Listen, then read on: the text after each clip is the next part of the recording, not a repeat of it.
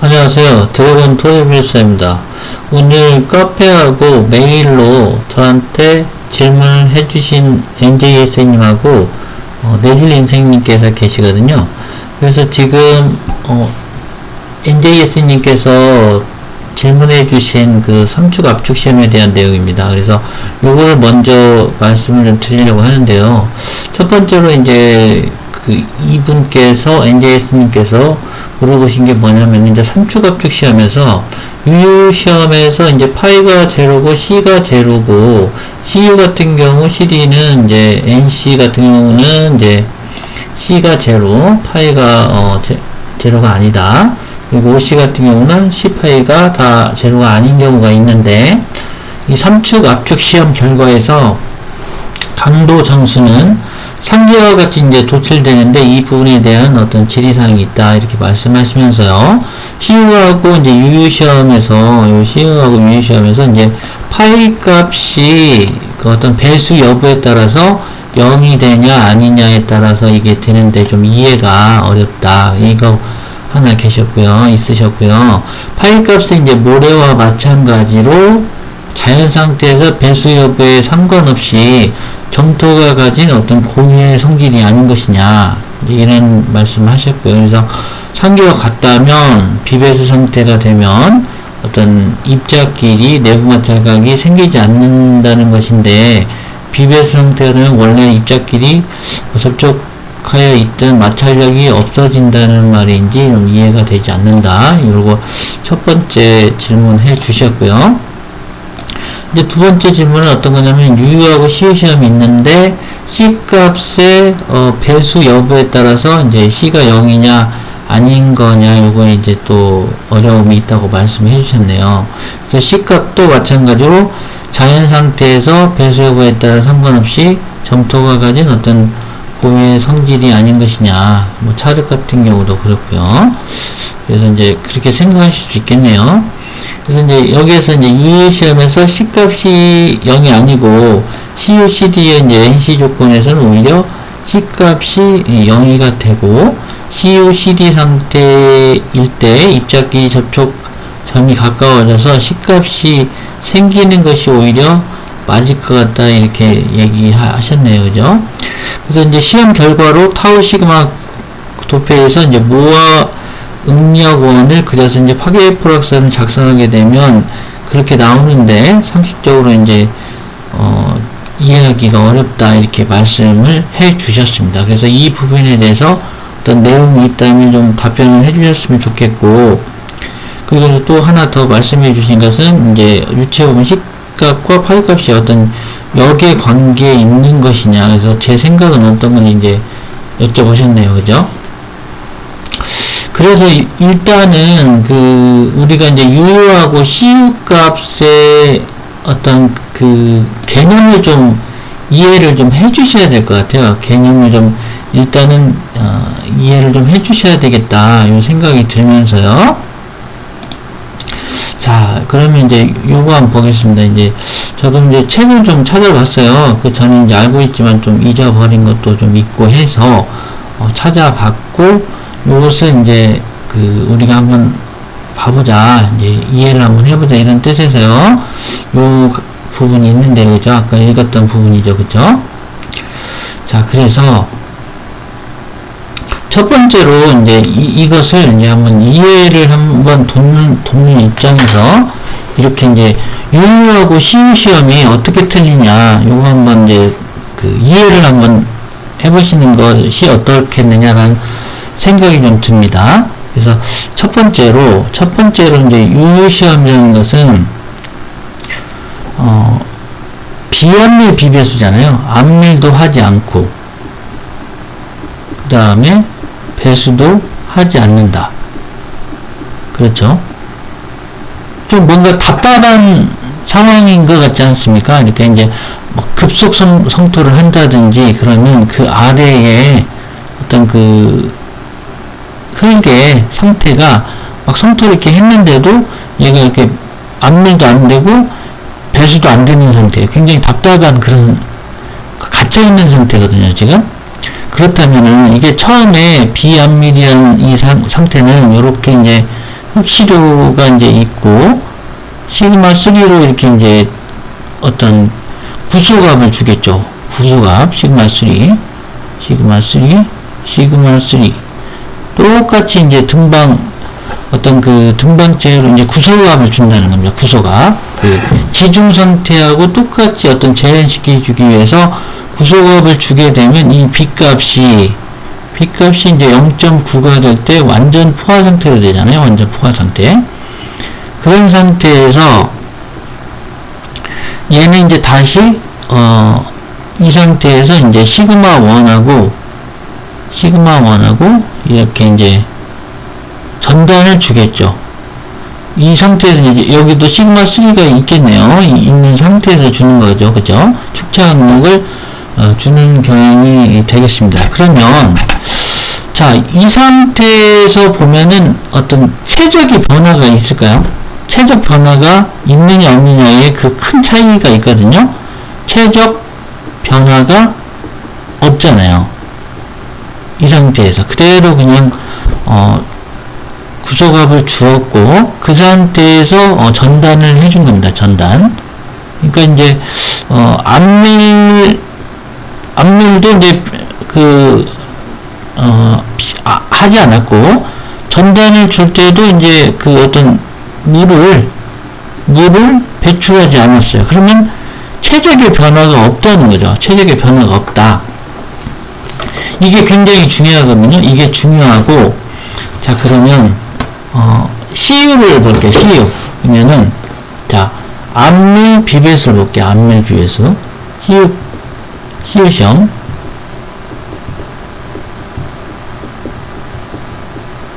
CU 값이 있습니다. CU 값. 그러면 얘는 어떤 상태냐? 그럼 이렇게 시료가 있으면 똑같이 구소값은 처음에 다 줍니다. 처음에 구소값을 줘요. 구소값을 주고 얘가 이제 B값이 0.9일 때 똑같이 완전 포화됐다라고 판단을 하죠. 그죠?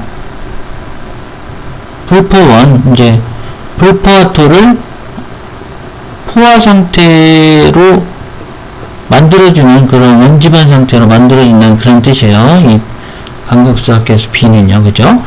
그래서 이 구소값을 준 다음에 얘를 이제 암밀을 시킵니다. 암밀. 자, 여기서 이제 이 암밀을 시켜주잖아요. 암밀을 시키는데 이때 배수가 이루어져요. 그러면 자, 중요한 게 뭡니까? 중요한 게 뭐냐면 최적 변화가 있을까요? 없을까요? 여기는 이제 최적 변화가 있어요. 여기는 최적 변화가 있다. 이게 중요하거든요. 아까는 이제 U는 최적 변화가 없잖아요. U는 최적 변화가 없다. 이 두 개를 왜 말씀을 드리냐면, 근데 이제 똑같이 비배수 상태는 똑같네요. 그죠?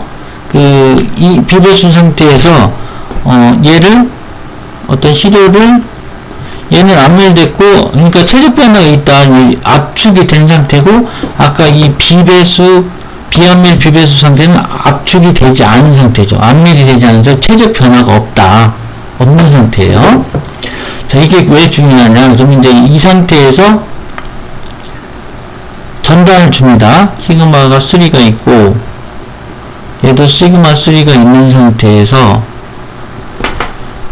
전단을 이렇게 이제 주는데 시그마 1을 이렇게 이제 축차 압력을 주겠죠. 비배수 상태입니다. 근데 비배수 상태다. 근데 이 상태도 어떤 물을 배수시키지 않겠다. 배수를 시키지 않는다는 것이 어떤 뜻이냐면 구속되어 있는 상태라는 거죠. 그러면 최적 변화가 있다는 건 얘가 강도가 커졌다는 뜻이에요. 강도가 커졌다. 암밀을 시켰기 때문에. 근데 아까 비암밀 비배수 상태는 최적의 변화가 없기 때문에 암밀이 제대로 이루어지지 않고 강도가 그대로라는 거죠. 전단 강도가 그대로라는 거예요. 그게 무슨 말이냐면 이제 우리가 자 그러면 어떤 이렇게 풍선이 있어요. 풍선이 있는데 여기다 물을 채웠다고 생각하시죠. 물을 채웠는데 물이 여기 다 차 있습니다. 차 있는데 비암밀 비배수 상태에서 이제 압을 가해도 배수가 없기 때문에 체적이 그대로요. 체적이 그대로인데, 이제 좀 이렇게 좀 과장되게 설명을 했습니다. 얘를 이제 물을 뺐어요. 그러면은 체적이 감소되면서 얘가, 좀 표현이 그렇습니다. 체적은 감소가 됐는데, 흙 같은 경우는 이 안에 흙이 있잖아요. 흙 구조가 있기 때문에 단단해진다는 거죠. 그 조직에 간극비가 물이 빠지면서 유용력이 증가한다는 간극비가 이렇게 이제 치밀해진다는 거잖아요. 이게 무슨 말이냐면, 유용력, 흙의 응력은 전응력에서 간극수압을 뺄 때, 이게 이제 그 유용력이 더 치밀해지고 단단해지게 되는데, 물을 빼지 않으면 전응력하고 유용력이 똑같아져 버린다, 이런 뜻입니다. 이게 이해가 되실지 모르겠지만은 결국은 그거예요. 그래서 다시 이쪽으로 오면요, 아까 좀 그 풍선들 외에는 약간 좀 이해가 안 되실 수도 있겠네요. 이제 흙으로 일단 생각을 해보시자고요. 그래서 얘가 비암밀 상태에서는 체적 변화가 없기 때문에 강도가 일정하다. 이런 뜻이 무슨 뜻이냐면, 얘를 이제 시험할 때 비암밀 비배수든 간에 시험을 몇 개를 합니다. 근데 3개를 해요. 3개 정도를 이제 하게 되면, 요게 이제 타우하고 시그마 관계 그래프에서 얘가 이제 이렇게 어떤 노화원이 생기잖아요. 이게 시그마1, 시그마3가 생기고, 또 이렇게 해서 또 시그마1, 시그마3 또, 그 시료에 대해서 이렇게 또 생깁니다. 생기고, 또 하나 더 하는 거야. 또 하나 더 하게 되면, 이렇게 이제, 약간 이렇게 좀 작을 수도 있죠. 얘가 좀 클 수도 있어요. 이런 식으로 클 수도 있고, 크기는 약간씩 다릅니다. 그러면 이제 요, C값을 이렇게 이제 중간 정도에 잡거든요. 중간 정도에 잡게 돼서, 요게 이 C값이 되는 거죠. C값이 되는 거고, 요 세 개를 이렇게 연결해 보니, 아까처럼 체적 변화가 없는 상태에서 이게 강도가 일정하다는 거죠. 체적 변화가 없고 암밀이 되지 않은 상태이기 때문에, 그래서 요 값이 파이가 제로로 나타내는 경향이 있는 거예요. 그래서 요게 이제 비암밀 비배수 강도 시험이다. 이렇게 하고, 이제 그 원지방 상태 현장에서 배행 테스트에 의해서 한 값이 가장 C값이 커요. 사실은 제일 크고, 그 다음에 유효가, 그 다음에 인축 압축 강도로 이렇게 이제 그 강도 시험이 이렇게 되거든요. 저는 이제 뷰크로 해왔어요. 뷰크 옛날에. 그래서 이제 현장에서 가장 그 원상태가 가장 C값이 크고, 그 다음에 시험값에서 유효값이 그 다음 크고요. 그 다음에 이제 인축 압축 강도, 이런 강도 순으로 나타나게 되어 있습니다. 자, 그래서 이제 유에 대한 것은 이제 이해가 되시죠? 그러면 이제 이렇게 3개의 시료 이게 하나, 시료 2개, 그 다음에 시료 이렇게 3개를 똑같이 이제 이렇게 암밀 그 구소값을 주고 일정한 시간이 흐른 다음에 이제 전담을 한 거예요. 그래서 이렇게 나타내는 겁니다. 그러면 아까 우리 이제 CU 값은 CU 시험은 뭐냐? CU 시험 같은 경우는 이제 그 암밀을 하잖아요. 이렇게 구소값을 준 상태에서 어느 정도 이제 배수를 시켰기 때문에 암밀이 되지 않습니까? 그러면 시료 하나에 있어서 암밀된 상태가 이제 이렇게 나타내죠. 보세요. 자, 요렇게 하나 있고, 그 다음에 또 암밀을 시켰더니 또 요렇게 나타내. 좀 더 커지겠죠. 왜냐면 이 시그마1과 시그마3 값을 이제 조금씩 크게 했잖아요. 이렇게 이런 식으로. 이렇게 점점 크게 한 겁니다. 요것도 이제 크게 한 거고. 이렇게 되고, 또 이렇게 또 커져요. 이렇게. 이것도 시그마1, 시그마3 이런 식으로 이제 커지게 되면, 자, C값은 이제 요렇게 어떤 그 NC 값은 이게 전기 암밀 점토 같은 경우는 굉장히 무른 상태잖아요. 우리가 압축 시험, 그러니까 인축 압축 시험을 한번 해볼까요? 이렇게 이제 있다 그러면 이제 굉장히 무른 NC 같은 경우는 천천히 암밀되기 때문에 그 C값이 0부터 시작합니다. 이렇게 해서 이제 시작을 하게 되고요. 그 값이 이제 점점 이렇게 압축을 가하면서 얘가 이제 C값이 어떤 그 전단 강도가 커지는 그런 부분으로 나타내는 거죠. 예, 타워하고 시그마 관계 그래프고요. 그래서 요 시료 하나, 시료 두 개, 요 시료 세 개를 이렇게 연결한 게 이제 CU 시험이에요. 아까 이제 말씀드린 것 같이 압류에서 할 때 배수를 시켰고, 이제 그 배수 상태에서는 이제 전단할 때는 배수를 시키지 않은 상태죠. 그죠? 그래서 압밀 비배수라는 겁니다. 그래서 NC에서는 이제 점점 그 굉장히 무른 상태, 제로, C값이 제로인 상태에서 계속 커지는 거죠. 그래서 요 값은 이제 C가 제로인 상태가 되고, 요 파이가, 그 비배수 상태에서 이제 점토면 점토의 몇 도, 이런 그 내부 마찰각, 전단 저항각, 그걸로 이제 파이 U가, 나타내겠죠. 그런데, 이 값은, 어떤 것이냐면, 전단할 때, 그 비배수 상태로 나기 때문에, 전응력으로 본 거예요. 이 모아원은 다 전응력입니다. 전응력. 전응력이라는 건, 흙과 물의 응력을 다 합한 거잖아요. 그죠? 이 시그마는 흙과 물의 응력을 다 합한 건데, 여기서 이제 강국수와 CU 바를 체크했다 그러면 전단하면서 물 배수를 시켜주는 거거든요. 배수를 시켜준다 그러면 얘는 요렇게 움직일 거예요. 요렇게 또 과정되게요. 그러면 얘가 이렇게 좌측으로 간다는 거죠. 좌측으로. 그러면 얘가 이렇게 좀 과장되게 그려줘야 되는데, 요렇게 커졌다고 하시죠. 그러면 파이가 커질까요? 작아질까요? 파이 다시로 표현하는 거죠. 이렇게 물값을 이렇게 강국수가 뺐기 때문에. 그러면 얘보다는 얘가 더 크겠죠. 얘가 파이 U보다는 크게 됩니다.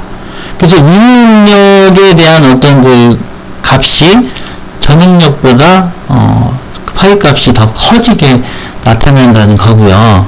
그러면 OC는 왜 C 값이 존재하느냐, 이제 이거는 이렇게 생각하시면 될까요? 무슨 말이냐면 이제 좀 여기가 모자라네요. 그죠? 자, 그냥 그 NC 값은 무른 상태라고 했잖아요. 이렇게 압축을 하면, 일축 압축 시험을 하면 무른 상태에서 점점 커지는데 굉장히 그 OC 같은 경우는, 이거 지울까요? OC 같은 경우는 뭐냐면 이제 좀 스티프하잖아요. 스티프하다는 건 이제 단단하다 이런 뜻이잖아요. 단단하다. 그러면 오히려 그러면 이제 암을 생각해 볼까요? 암도 결국은 C8 값이 존재하잖아요. 그죠? 암 반사면도 C8 값이 존재합니다. 그래서 이제 그 사이사이에 암에서 이렇게 이제 그 점토 성분이 있느냐, 이렇게 예를 들어서 이렇게 암이 이렇게 있다 그러면 이제 전단을 이렇게 하게 되면은 이 사이사이에 그 마찰 각이 있고 어떤 그 어떤 전단 강도가 있는 거예요. 전단 강도가 이제 C 값으로 나타내고, 마찰각, 내부 마찰각은 이제 전단 저항각 파이로 나타내는 거잖아요. 그래서 틸트 테스트 하면 이제 마찰각을 읽을 수가 있고, 이제 어떤 그 전단력을 이렇게 주면 전단 강도를 이제 파악할 수가 있는 거죠. 그래서 우리가 이제 직접 전단 시험을 할 때도 이렇게 이제 시료가 이렇게 있다. 그럼 이렇게 밀고, 이쪽에서는 이제 시그마를 이제 고정시켜줘요. 시그마를 고정시켜주고, 얘도 이제 첫 번째, 두 번째, 세 번째로 이렇게 해서 그 수직 응력을 변화시켜줍니다. 그 다음에 일단 전단력을 줬을 때 값이 어떻게 나타나냐면 이제 이렇게 나타나죠. 타우하고 시그마 관계에서 이제 이런 식으로 나타나게 되는 거죠. 근데 이제 요게 OC냐 NC냐에 따라서 NC는 이제 0값이죠. C값이 0값부터 시작하고 OC 같은 경우는 이제 C값이 존재를 합니다. 이렇게 이제 요거는 NC라고 보죠. NC. 여기 NC입니다. NC 상태에서 이 값을 이제 시그마 1, 시그마 2, 시그마 3 여기서 이제 시그마 타우 관계에서 이렇게 찍는 거겠죠. 그때에 이제 얘가 흙이 전단됐을 때에 그 강도를 나타내는 것이 이제 C1, 뭐 C2, 뭐 이렇게 C3 이런 식으로 되겠죠. 전단 강도를 나타내고 요 값을 연결했을 때 여기 이제 파이가 되는 거잖아요. 그 시력을 이제 이렇게 내부 마찰 이렇게 모아원과 이제 비슷하다고 보시면 됩니다. 그래서 그 값이 이제 파이 값으로 나타내는 거예요. 아시겠죠? 이제 그 파이 값에 대한 부분은 이제 우리 MJS님께서 좀 이렇게 자체의 어떤 하나 가지고 이렇게 생각하시는 것 같더라고요. 그래서 이렇게 해서 이제 파이 값은 정해진다. 이렇게 이제 좀 이해를 하시면 될 것 같습니다. 그래서 그 OC 같은 경우는 과물 점토 같은 경우는 이제 그 딱딱하다, 예를 들어서 단단하다 이렇게 봤을 때 어떤 그 타우하고 시그마 관계 그래프에서 이렇게 이제 C 값이 존재하잖아요. 그래서 이렇게 나타나는 거고요. 이렇게 모아원이 이렇게 나타내는 거고, 여기가 이제 파이가 나타내는데, 아까처럼 NC 같은 경우는, 이제, 이런 식으로, 뭐 이렇게 커지더라도, 이제, 정점을 지나면서 이렇게 가게 돼 있다는 거죠. 그림이 좀 잘 이쁘게 안 나왔는데요. NC는 이제 무른 상태에서 C 값이 제로인 상태에서 시작하고, OC는 어느 정도 C 값이 기존에 갖고 있습니다. 단단하기 때문에. 그래서 이제 여기서부터 어떤 일정한 값에서부터 이제 이렇게 시작하게 되어 있는 거죠. 아시겠죠? 네. NC는 굉장히 이제 무른 상태다. 무른 상태고, 이제, UC 같은 경우는 이제 비한밀 점토 같은 경우는 이제 더 무르겠죠. 더. 네. 그렇게 이제 이해하시면 이 값에 대한 거는 좀 이해를 하셨을 줄로 생각이 들고요. 그래서 이제 어느 정도 이해가 되셨을 것 같아요. C값이 왜 생기냐 이거에 대해서 이제 되셨을 것 같고, 이렇게 이제 그 삼주갑적 시험 결과 제일 마지막 점토 삼주갑적 시험 결과를 유추해 보면은 C값과 파이값이 이제 어떤 역의 관계에 있는 거 아니냐 이렇게 얘기하시는데, 글쎄 이거는 좀 제가 어떤 말씀이 이제 좀 잘 이해는 되지 않는데, 그러니까 C가 있을 때 파이가 없고, 파이가 없을 때 C가 있고, 뭐, 이런 뜻인지도 모르겠네요. 그죠? 근데 이제, OC 같은 경우는 파이가 제로가 아니면서 C가 제로가 아니잖아요. 그러면 이게 어떤 역의 관계냐? 이것도 좀 아닐 것 같고, 예. 그래서 이제, C값과 파이값은, 크면 크고 작으면 작은 겁니다. 그러니까 NC든 OC든 간에 얘가 단단하면 C값이 더 클 거고 파이값도 더 클 거고, 그죠? NC값은 이제 무르기 때문에 C값은 제로고 작고 파이값도 이제 작게 되는 거죠. 근데 간극수압에 따라서 이 곡선이 아니죠. 이 라인이 이렇게 커지는 거죠. 파이 다시는 이쪽에 이제 더 이제 유형력 해석을 할 때는 이렇게 커지는 거죠. 그죠? 그래서 이제 OC 같은 경우는 이렇게 좀 작아지면서 C값이 작아지면서 이제 파이값이 커진다. 그래서 이제 꼭 그 어떤 역의 관계가 있느냐, 그거하고는 조금 약간 이제 그 OC 같은 경우는 좀 다르다. 라고 이제 생각해 주시면 어떨까 생각이 드네요. 그러니까 좀 이해가 되셨을 걸로 알고요. 그래서 하나만 이제 보면은 그 값이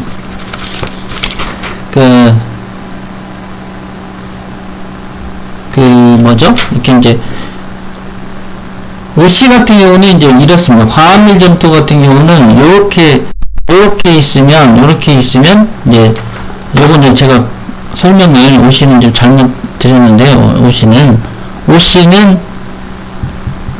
전응력 해석에서 이제 이렇게 있으면 얘가 이제 파이 6값이면 얘는 그 부의 간극수압이 발생하잖아요. 부의 간극수압. 근데 NC는 이제 어떤 정해 간극수압이 발생을 하거든요. 정해 간극수압. 그래서 이제 이쪽으로 이런 식으로 왼쪽으로 이동을 하고, OC 같은 경우는 이제 오른쪽으로 좀 이렇게 이제 이동을 합니다. 오른쪽으로. 그래서 이제 요게 어떻게 되느냐, 이제 약간 요렇게 된다고 할까요? 이게 좀 그림이 잘 안 그려졌습니다. OC만 따로 그려볼게요. OC만. 이제 잘 이게 안 보이네, 그죠? 여기 다시 해요. OC만 따로 그려볼게요. OC만. NC하고 OC가 약간 차이가 있습니다. NC하고 OC는 차이가 좀 있다. 자, 25분 지났는데요. 뭐 개념을 이해하셔야 되기 때문에 자, 그래서 이제 NC하고 OC만 이렇게 설명을 드릴게요. NC하고 OC만. 시그마 타우가 있고, 여기는 NC다. 여기는 OC다. 이렇게 있는데, 이제 아까 그 그래프를 이렇게 그리다 보면 이렇게 이제 파이 U가 이제 이렇게 있고요. 이렇게 이제 간극수압이 정해 간극수압이 생기면 이제 왼쪽으로 간다고 했지 않습니까? 그러면 얘는 이제 파이 다시가 이렇게 생겨요. 이렇게 이런 선으로 생기고, 자, 그 다음에 파이 CU는 이제 요렇게 가시죠. 이렇게 좀 더 이렇게 약간 제가 그림을 그려서 죄송합니다. 이렇게 이제 파이 CU가 C 값이 있으니까 C 값을 표시해 줘야 되겠죠. 이렇게 이제 파이 CU 좀 과대하게 좀 할게요. 파이 CU가 이렇게 있고, 이제 이렇게 파이 다시는 이제 요렇게 형성이 됩니다. 이렇게. 약간 이제 C 값이 이제 증가를 하면서, C 값이 증가를 하게 되죠. 그죠? C에서 이제 여기가 C라면, C 값이 좀 증가를 하면서, 파이 다시 값이 이제 좀 작아진다. 왜냐하면, 기존에 이렇게 이제 이렇게 형성된 그런 어떤 노화원이 우측으로 간다는 거예요. 우측으로. 자, 뭐, 이런 식으로 우측으로 이렇게 이동을 한다는 거예요. 이렇게 우측으로. 그쵸?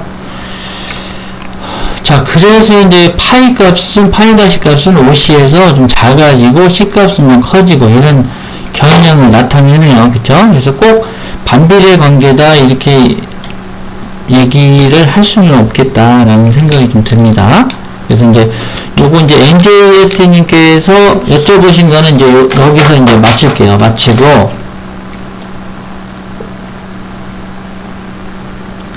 자, 이렇게 마치겠고요. 한번 이제 하나는 어떤 거냐면요. 이제 요거 지우고 윈도우 캡처에서 이제 요렇게 있으면, 자, 요거는 이제 지나갔죠, 그죠? 윈도우 캡처는 이제 요거를, 잠시만요. 이게 하나로 나와야 되는데, 죄송합니다. 윈도우 캡처.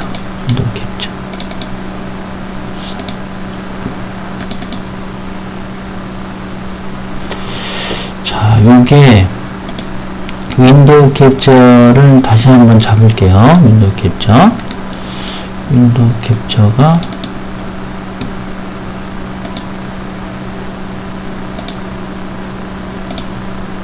요거거든요. 요건데,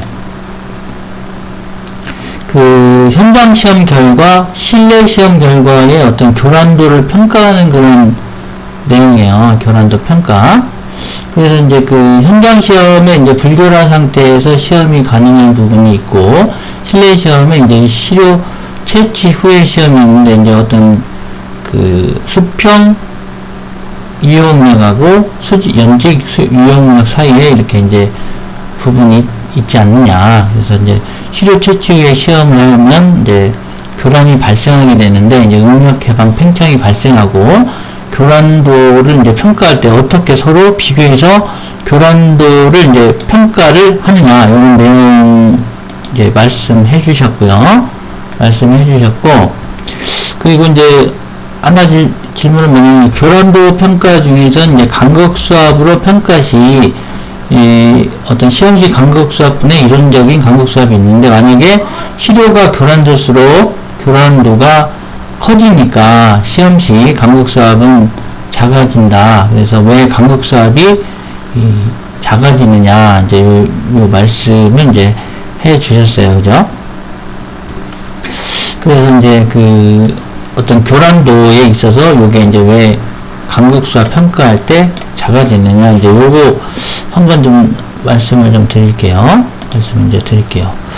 그래서 요게 이제 보시면은, 일단은 이제 첫 번째가 교란도 평가를 어떻게 하느냐, 교란도 평가. 그래서 이제 찾아놓은 내용을 한번 보시면, 교란도 평가할 때는 이제 이렇습니다. 참 찾아놨는데 또 어디 갔네요, 그죠? 찾아놓은 게 있을 텐데. 잠깐만요. 자, 란덤합니다. 교란도 평가. 아까 찾아놓은 게 있었는데, 많잖아요. 교란도 평가하는 건 되게 많거든요. 교란도 평가는 여기 있네요. 근데, 일단, 현장 관측에 의해서 평가하는 방법이 있고, 실내 시험으로 이제 평가하는 이제 방법이 있겠습니다. 실내 시험으로 이제 평가하는 이제 방법이 있는데, 잠시만요. 요거를 좀 여기다 놓고요. 자, 그래서 요거를 일단 내리고, 이제 여기서 이제 쓰는 부분을 이제 보이도록 하겠고요. 그래서 이제 시료 교란 정도를 이제 판단하는 방법이, 시료 교란 판단 방법이 이제 두 가지가 있다. 두 가지인데, 이제 첫 번째로 현장 관측에 의한 방법이요. 관측에 의한 방법이 있고, 두 번째로는 이제 실내 시험에 의한 방법이 있겠다. 그래서 이제 이 현장 관측에 있어서는 이제 어떤 것들이냐, 첫 번째로 시료 회수율이 있고, 그 다음에 이제 면적비가 있고요. 세 번째로는 이제 내경비가 있어요. 그래서 이제 요게 불교란 상태면 이제 0.75에서 1.5% 사이가 있어야 되고, 그러니까 내경비 이렇게 비가 있잖아요. 내경비는 이제 DI분의 외경 마이너스 내경 곱하기 100%다. 이렇게 이제 나타내는 거 있잖아요. 면적비 같은 경우는 이제 어떻게 나타내냐면, 이제 면적 레이쇼, 그러면 이제 DI 제곱, DO의 제곱 마이너스 DI 제곱 곱하기 100인데, 이게 이제 10% 이하일 때, 이제 불교란 상태고, 이제 이상이면 이제 교란된 거겠네요. 그죠? 교란도를 판단하는 그런 거가 되겠고, 여기 이제 시료 회수율이 이제 기술비가 95% 이상일 때 이제 불교란 상태인데, 이하면 교란된 상태다. 그래서 현장 관측은 이렇게 세 가지로 하게 되겠고요. 이제 실내 시험 같은 경우는 이제 일축 압축 시험 있겠고, 그 다음에 이제 삼축 압축 시험. 그래서 이제 어떤 파괴 변형률이 크냐 작냐에 따라서 달라지는데, 교란 시료 같은 경우는 파괴 변형률이 크고 탄성 한계까지의 이제 직선무가 좀 짧다, 이런 특징이 있고요. 그래서 이제 어떤 응력과 어떤 변형률 관계 그래프에서 이렇게 되면 이제 불교란 상태고요. 이렇게 이렇게 돼 있다. 그러면 이제 교란 상태고, 이제 리몰딩 된 상태는 이제 이렇게 이제 어떤 이렇게 재성형된 재성형된 이런 상태가 되겠습니다. 이렇게 그래프로도 이제 나타낼 수가 있겠고요. 앞면 시험 같은 경우는 이제 이렇게 이 로그 P 곡선에서 이제 이렇게 있으면 이제 어떤 이렇게 이제 안으로 이렇게 들어온다는 거죠. 이런 이 로그 P 곡선이 이제 교란이 될수록 안쪽으로 들어오고요. 그리고 이제 CV 값하고 이제 MV 값, 안밀 계수와 이제 최적 변화 계수 있잖아요. 이렇게 로그 P가 있고 로그 CV하고 로그 MV 값이 있다. 그러면 이제 이렇게 되면은 이제 불교란 상태고 이렇게 이제 돼 있으면 이제 교란 상태고 이제 이렇게 이제 거의 수평적인 상태가 되면 이제 재성형 상태가 된다. 이런 식으로 해서 이제 안밀에 의한 부분, 이게 이제 두 번째가 이제 안밀입니다. 안밀에 의한 부분이 있고, 세 번째로는 이제 잔류유효응력에 의한 방법이 또 있습니다. 그래서 이제 요 공식이 있어요. 잔류유효응력 시그마 R 다시는 시그마 V 다시 그 다음에 이렇게 해가지고 K0 정지토합계수에다가 이제 스캠프턴의 이제 강극수합계수에다가 1-K0다. 이렇게 이제 나타내는 그런 공식이 이렇게 있겠습니다. 아시겠죠? 그래서 이제 완전히 교란되면 잔류 유용력이 이제 제로가 되는 거고요. 불교란 시료면 이제 잔류 유용력이 크게 되는데 이제 교란이 되면 좀 작다.